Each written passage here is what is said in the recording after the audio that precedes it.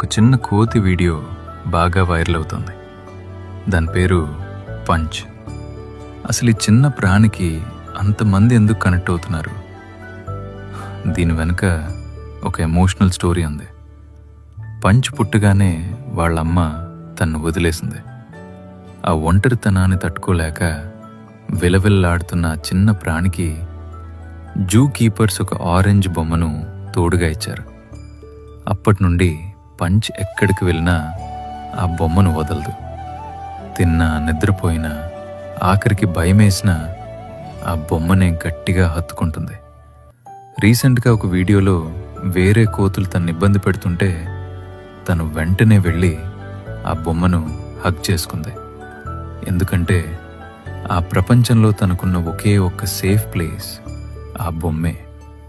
నిజానికి మనం కూడా అంతే కదా.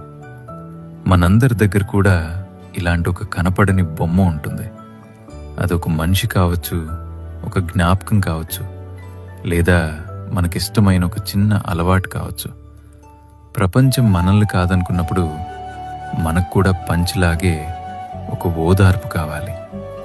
మనం మనలా ఉండగలిగే ఒక చోటు కావాలి. కానీ పంచ్ స్టోరీ ఇక్కడితో ఆగిపోలేదు. ఇప్పుడు వేరే కోతులు తన దగ్గరకు తీసుకుంటున్నాయి.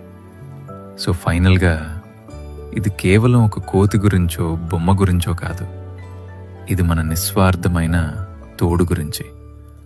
ప్రపంచం ఎంత హార్ష్గా ఉన్నా మన బాధను పంచుకునే ఒక మనిషి ఎక్కడో ఒక చోట తప్పకుండా ఉంటారు.